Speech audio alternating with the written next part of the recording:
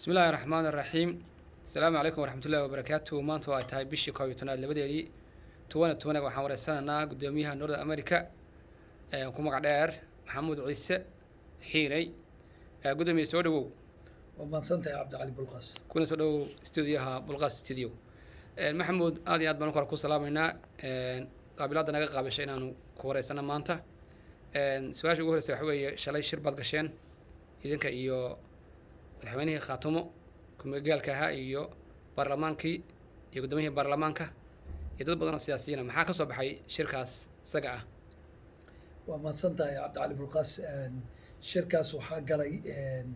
dowladda Khaatumo maamulkeedii ugu horeeyay madaxweynaha ku meel gaarka Ananuk iyo gudoomiyaha baarlamaanka Maxamuud Sheekh iyo wasiir Shabac iyo wasiir Cabdicasiis oo ku wehelinayay iyagana shirkaas iyo jaaliyad ka tirsan gobolkan Minnesota iyo jaaliyad kale oo ka tirsan gobolkan min dalka London ee Mareykanka Ingiriiska waxyaalo fara badan ayaa looga hadlay oo ku saabsan xaaladaha hadda ay ku sugan tahay dowladda Khaatumo ama shacabka gobolka SSC waxyaalaha badan ay wajihi doonaan oo ay tahay waxyaalo badan doorashada Soomaaliya ka soo socota waxyaalaha la gudboon inay madaxweyne cusub la doorto midnimadii xoojinta midnimada wadadooda tashiga shiro la qaban doono waxyaalahaas oo dhan waa looga hadlay maxamuud sidee suurtagal u tahay in dadka la mideeyo oo meel la isugu keeno maadaama ay aad u kala fogaadeen muddada u dambeysay xagga siyaasadda waa runtaa way jirtaa inay shacabka Khaatumo ay ku kala yara fogaayeen siyaasadda laakiin hadda waxaa soo baxday fursad cusub oo ah in la isu keeni karo dadkii laftigoodu ay waayo aragnimo badan shacabkii gobolada SSC ama Khaatumo ay ka dhaxleen shirarkii badnaa ee laga soo qayb galay ilaa iyo 2012 ilaa hadda oo lagu yeeleelay Khaatumo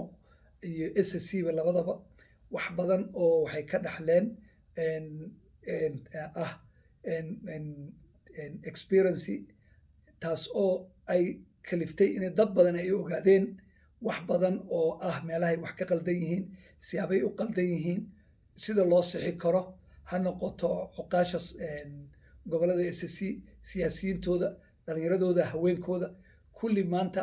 waxay taagan yihiin in qof walba la isu yimaado lagana wada tashto taasna shirkaas waxaa lagu go'aan gaaray inay go'aankaas uu noqdo mid inuu noqdo hal shir iyo hal shacab inay ku wada shiraan magaalada Buuhoodle kolley waqtiyada soo socda dowladda ayaa noo sheegi doonta ama maamulada siday isugu tagaan mucaarad iyo maxaafid waa la isu tagayaa waa la wada shirayaa shirkaa waa la wada qaadanayaa qof ka maqnaan doona ma jiro qof marti qof uga noqonaya ma jiro waa shir la wada leeyahay ay leeyihiin shacabka SSC ama Khaatumo guud ahaan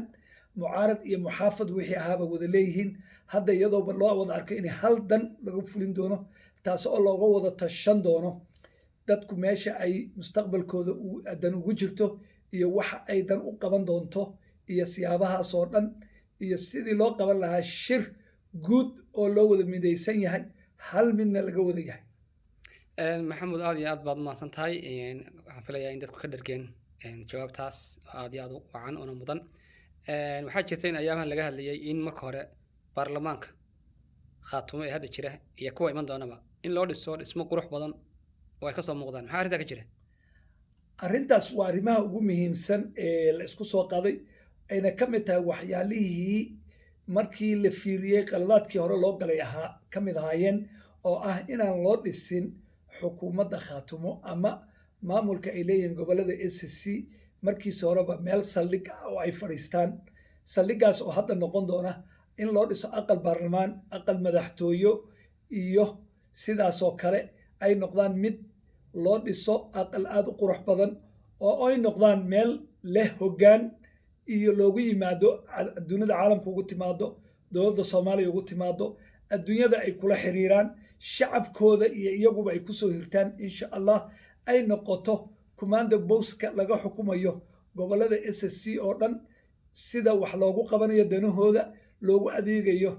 qof ilaa iyo waxqabadka deegaanada oo dhan ay noqoto meel ay fadhiistaan baarlamaanka iyagoo si professional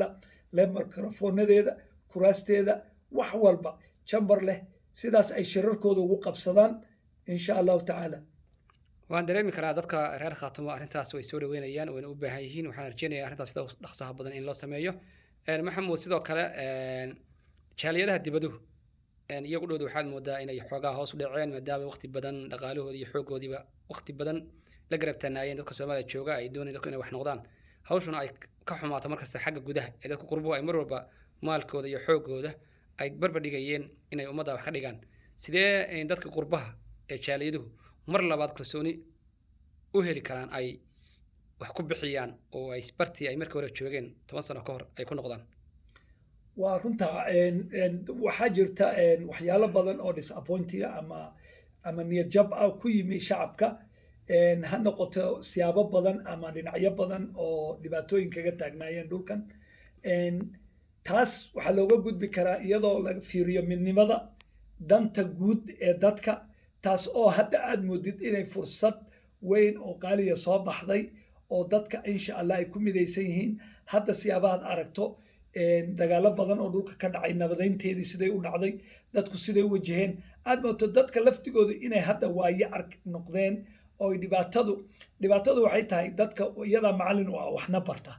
marka insha allah way bartay midda labaad waxaan u sheegaynaa qoom wuxuu duloobaa ilaa 100 sano 100kii sane ee dhulalkan SSC ay ku habsatay dhibaatadu waxay ka soo bilaabatay jabkii halgankii uu hogaaminayay sayid cabdulla xasan markay jabeen jabkii ku dhacay ilaa haddu ku socday marka jabkaasi wuxuu dhammaaday 100kiisii sano sanadkan 2020 April boyna ka dhammaaday qoomna ilaahay intaas ayuuba saaraa dullinimada ay saaranta marka xilligii dullinimada way dhammaatay 100kii sano waa 100kii sano ee aan soo kici lahayn ee soo noqon lahayn darwiishnimadeena soo noqon lahayd dadnimadeena soo noqon lahayd marka waxaan dhihi lahaa qof walba oo qurba jooga ha u guntado sidii dalkiisa iyo dadkiisa wax ugu qaban lahaa iyo naftiisaba iyo naftaadaba ma noqon doonta in meelaha nalo ku sheekaysto fadhi ku dirarka waxay noqon doontaa insha allahu tacaala meelo aan ka muuqan doono hadduu alla yiraahdo oon kusoo noqoto sharaftii hore ee darwiishnimada aad iyo aad baad umahadsan tahay maxamuud hal qodob u dambeeya aan kusoo gabagabaynaynaa waxaad leedahay garantiin baanu siinaynaa dadka shacabka ee reer khaatumo meel ay joogaanba iyo kalsooni buuxda in wax loo dhisi doono waxaasuna ay noqon doonaan wax midho dhalo ummadda iyo dadkaba anfaca maxaa taloo hadda ugu dambeyntii aad dadka usoo jeedin lahayd dadka waxaan jeedinayaa horta waxaan dhihi lahaa u diyaar garooba inaad taageertaan shirarka iyo ka dhici doono dhulkeeni dhismahan aad ka qayb qaadataan baarlamanka iyo madaxtooyadaba si ay u noqoto saldhig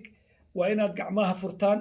aanad bakhaylin dantiina qabsataan noqotaan kuwa waxbiya insha allahu tacaala dadkeenu maaha sidii hore isbedel badan baa jira xisaabtan badan baa jiri doona lacagahan xataa la dhismaha waxaa la samayn doonaa hadduu alla yiraahdo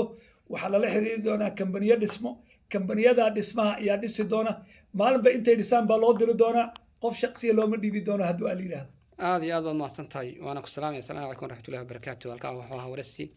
aanu la yeelanay guddoomiyaha khaatumo North America maxamuud ciise xiiray